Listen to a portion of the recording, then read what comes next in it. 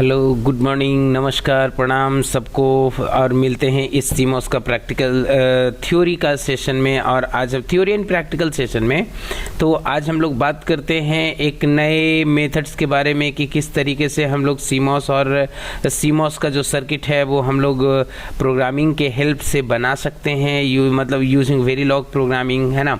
तो सॉफ्टवेयर, चलिए सबसे पहले हम लोग बात करते हैं सॉफ्टवेयर का। तो यहाँ पे आकर के हम लोग DSCH को ओपन करते हैं और DSCH से पहले हम लोग यहाँ पे आकर के देखिए इस माइक्रोबिंड को ओपन करते हैं। फाइन, तो सॉफ्टवेयर है माइक्रोबिंड ही, बट DSCH उसका एक सपोर्टिव टूल है। तो ये जो सपोर्टिव टूल है इसका क्या इंपॉर्टेंस है इस माइक्रोबिंड सॉफ्टवेयर में, आज हम लोग जस्ट इसी सब के बारे में बात करेंगे। तो प्रीवियस क्लासेस में हम लोग बात कर रहे थे कि किसी भी सर्किट को अगर हम लोग इस माइक्रोबिंड में इरेक्ट करते हैं, बनाते हैं उसका फैब्रिकेशन लेवल का, तो उसके लिए हम लोग अलग अलग मेथड्स को यूज करते हैं, है ना। जैसे पिछले क्लासेस में हम लोग बात किए नंबर ऑफ फिंगर्स मेथड, उससे पहले एक जो मतलब ट्रेडिशनल मेथड था उसका यूज कर रहे थे हम लोग सर्किट को बनाने के लिए। तो ये सब जो अप्रोचेस हैं वो कहीं ना कहीं क्या करता है, हमारे एफर्ट्स को मतलब आसान बनाता है। सर्किट इरेक्ट कर, मतलब at the time of making circuit, erecting circuit, इस टाइमिंग में हम लोग को कहीं ना कहीं से सपोर्ट करता है, हमारे काम को जस्ट ईजिएस्ट मैनर में ये मतलब करने के लिए हमें सॉल्यूशन प्रोवाइड करता है। फाइन, तो इसी सब में से आज हम लोग फिर से देखेंगे कि how to simplify the circuit while designing, किस तरीके से हम लोग सर्किट को सिंप्लीफाई करेंगे जब हम लोग डिजाइनिंग करते हैं। तो ये एक ऑप्शंस दिया है हमारे मतलब इस सॉफ्टवेयर में, माइक्रोबिंड में, और इसको कैसे यूज करना है जस्ट इसी सब के बारे में आज हम लोग बात करेंगे। फाइन, तो सबसे पहले हम लोग आज बात करेंगे इस DSCH के बारे में कि DSCH पे हम लोग क्या करते हैं कि कोई भी सर्किट को, जो भी सर्किट है, देखिए अगर कोई भी सर्किट हम लोग को बनाना है तो हम लोग को पता है कि DSCH में कोई भी सर्किट को बनाना आसान है एज कंपेयर टू माइक्रोबिंड, ठीक है ना। क्योंकि माइक्रोबिंड में क्या करते हैं हम लोग, उसका फैब्रिकेशन लेवल का काम करते हैं, और DSCH में क्या करते हैं, उसका इम्प्लीमेंटेशन का काम करते हैं। और इम्प्लीमेंटेशन के लिए वहां पे बना बनाया सिंबल आपको दिया हुआ है और हम लोग उस सिंबल को डायरेक्टली यूज करके अपने कंडीशंस के अकॉर्डिंग उसको एक पर्टिकुलर पैटर्न में प्लेस करते हैं और उसको कनेक्ट करके जस्ट आउटपुट चेक कर लेते हैं। फाइन, जबकि माइक्रोबिंड में ऐसा नहीं है। माइक्रोबिंड में हम लोग क्या करते हैं कि उसका फैब्रिकेशन लेवल का बात करते हैं, किस मेटल को, पॉलीसिलिकॉन को, डिफ्यूजन को, कॉन्टैक्ट्स को किस ऑर्डर में प्लेस करना है। अगर वो ऑर्डर मतलब में मिसिंग होता है या जस्ट आगे एंड पीछे कुछ हो जाता है तो वो कहीं ना कहीं जो आउटपुट होगा वो आर्बिट्रली आउटपुट देगा, राइट। तो इस चीज़ों को मतलब एक प्रॉपर वे में करने के लिए हम लोग को बहुत ज़्यादा अलर्ट एंड कॉन्शियसली अवेयर रहना पड़ता है वहाँ पे। फाइन, तो इसी सब चीज़ों को अवॉइड करने के लिए हमारे मतलब सॉफ्टवेयर डेवलपर ने एक टूल डेवलप किया और एक ऑप्शंस डेवलप किया कि अगर कोई बड़ा सर्किट बनाना है और कॉम्प्लेक्स सर्किट बनाना है तो इस माइक्रोबिंड में जो डिजाइन करना है वो बहुत ही मुश्किल होगा। इस मुश्किल को मतलब कम करने के लिए उन्होंने एक टूल डेवलप किया जिस टूल का नाम है DSCH, digital semantic editor simulation, ऐसा करके उसका नाम दिया। फाइन, और इसका यूज किया है वो इस थॉट पे उस टूल को डेवलप किया कि अगर कोई कॉम्प्लेक्स सर्किट है तो आप उसको DSCH में बना लीजिए और DSCH में बना करके उसका प्रोग्रामिंग फाइल जनरेट कर लीजिए और उस प्रोग्रामिंग फाइल को डायरेक्टली आप यहां पे आकर के माइक्रोबिंड में आप उसको डायरेक्टली सिमुलेट कर लीजिए। जैसे ही आप उसको सिमुलेट करिएगा तो ये करेगा क्या, उसका जो मतलब सर्किट होगा, फैब्रिकेशन जो उसका स्टिक डायग्राम होगा, उस स्टिक डायग्राम को वो डायरेक्टली बना देगा, ठीक है ना। तो इससे हम लोग क्या किए कि जो बड़े बड़े जो सर्किट्स थे, जो सब ये बना रहे थे हम लोग, उसको हम लोग आसानी से यहाँ पे सॉल्व करने लगे, ठीक है। अब ये कैसे हो रहा है इसी चीज को हम लोग देखेंगे। तो सबसे पहले हम आप लोग को दिखाएंगे एक बेसिक सा बस सर्किट, जिसको हम लोग यहाँ पे मतलब DSCH में बनाएंगे और उसका वेरीलॉग फाइल जनरेट करेंगे और इस माइक्रोबिंड में उसको सिमुलेट करेंगे। क्योंकि जब इस प्रोसेस को हम लोग समझ लेते हैं, then working with Microwind is not a big deal, it is very easy and simple to work with this software, right. अब कैसे इस चीज को हम लोग देखते हैं। तो सबसे पहले हम क्या करते हैं, चलिए DSCH में चलते हैं। तो यहां पे आकर के DSCH में आए और DSCH में हम लोग करते हैं, देखिए जब कभी भी अगर हम लोग CMOS सर्किट डिजाइन की बात करते हैं, then the very first circuit came before, that is NOT gate, because NOT gate से ही हम लोग स्टार्ट करते हैं और आगे जो भी हैं बड़े बड़े सर्किट्स हैं, चाहे वो नॉट गेट है, मतलब गेट्स हैं, उसके बाद एडर है, उसके बाद सब्सट्रैक्टर है, और भी जो डिफरेंट सर्किट्स हैं, लैचेस है, मेमोरी है ना, फ्लिप फ्लॉप्स हैं, जो भी हैं, जो भी बिगर मतलब डिजाइन्स हैं, वो सब कहीं ना कहीं यहीं से शुरू होता है। तो सबसे पहले हम लोग इसी के बारे में बात करेंगे यहाँ पे कि कैसे नॉट गेट बनता है। तो हम लोग को पढ़ा हुआ है और कितना बार हम लोग देखे भी हैं कि नॉट गेट को बनाने के लिए सिंपली एक PMOS और एक NMOS को सीरीज में हम लोग कनेक्ट करते हैं, और PMOS का जो ड्रेन होता है वो कनेक्टेड होता है NMOS का ड्रेन से, दोनों कनेक्टेड होता है, और PMOS का सोर्स पे हम लोग VDD प्रोवाइड करते हैं और NMOS का सोर्स पे VSS प्रोवाइड करते हैं। VDD बोले तो एक पॉजिटिव सप्लाई एंड VSS बोले तो उसका ग्राउंड, ठीक है ना, 0 वोल्ट। अब इसको हम क्या करेंगे कि इसका जो दोनों का गेट कॉमन किए हैं, इस पे हम लोग को एक इनपुट देना है। तो यहाँ पे आकर के एक इनपुट देते हैं, इस इनपुट का जो नेम है उसको मॉडिफाइड कर देते हैं A, ठीक है। और यहाँ पे आउटपुट होगा, एक आउटपुट को हम लोग को यहाँ पे आकर के इस आउटपुट को यहाँ पे दे देना है। इस आउटपुट का भी नेम को मॉडिफाई कर देते हैं, इसको कर देते हैं बाई, ठीक है। बाई करने के बाद यहाँ पे आकर के इसको जस्ट ओके करते हैं।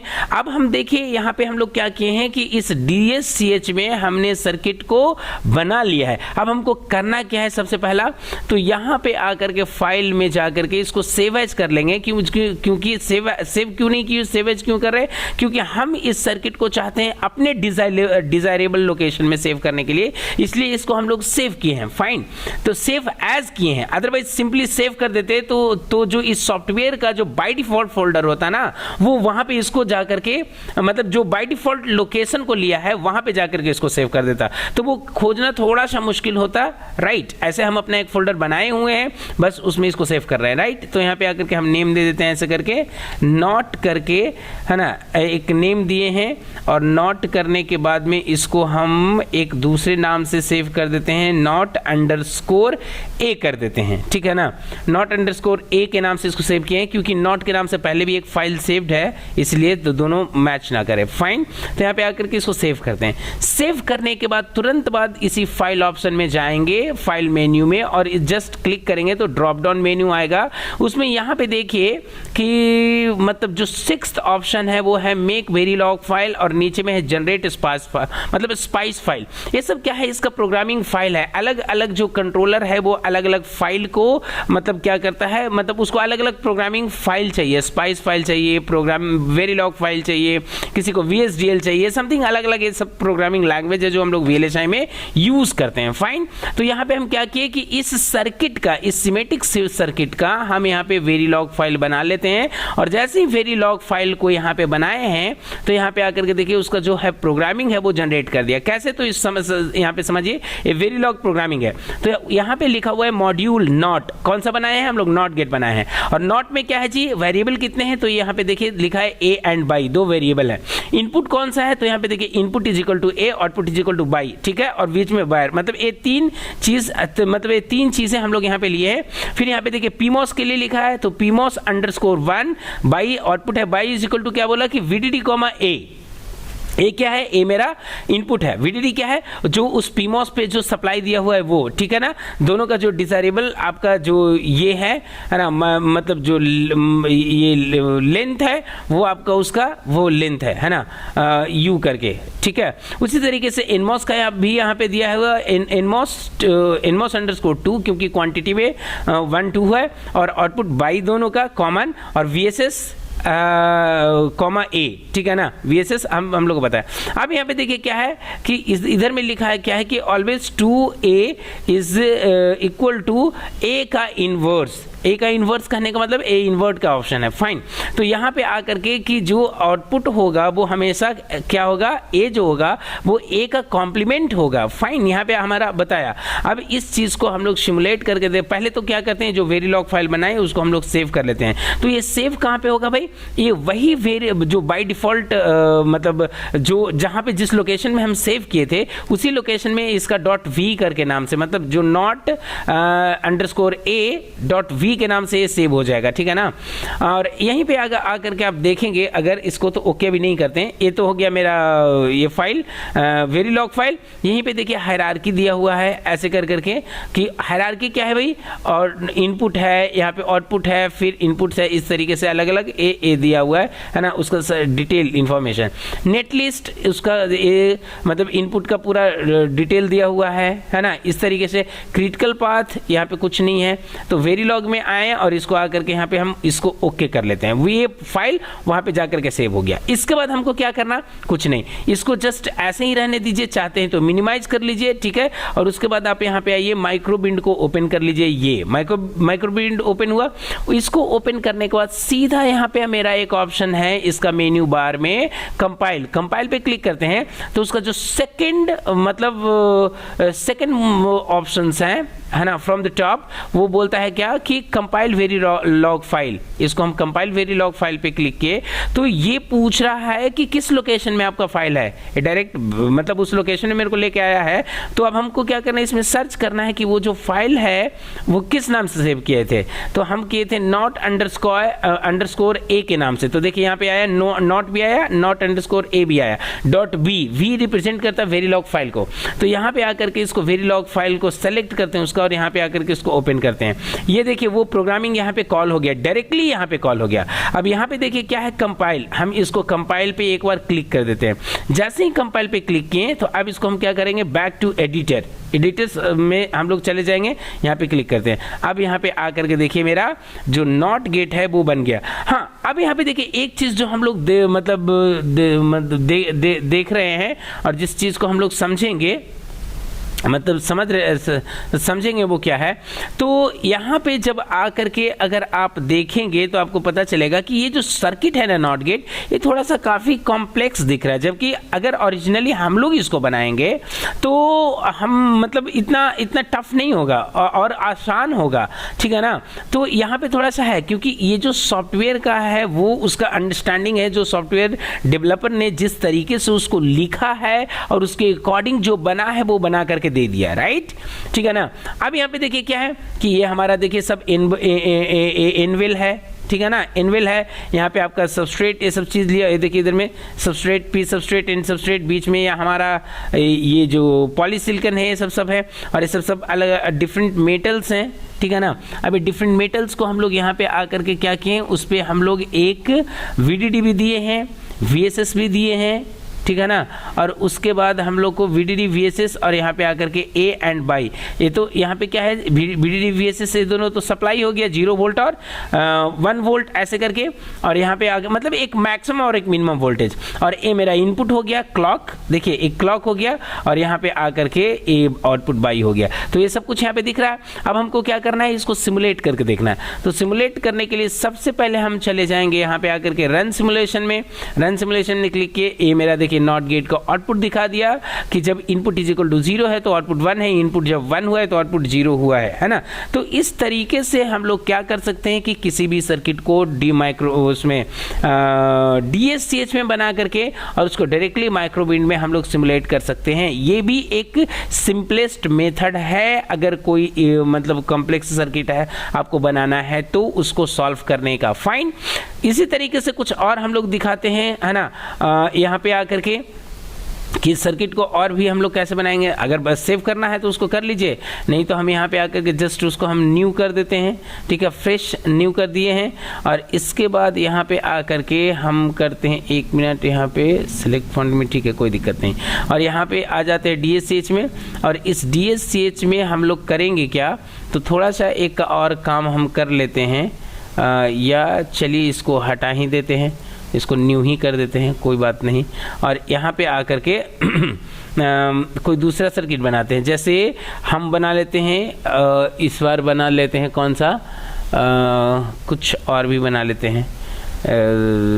और भी बनाने का मतलब क्या है, XOR बना सकते हैं मैक्सिमम, या और भी NAND गेट एंड गेट कुछ ऐसा बना सकते हैं।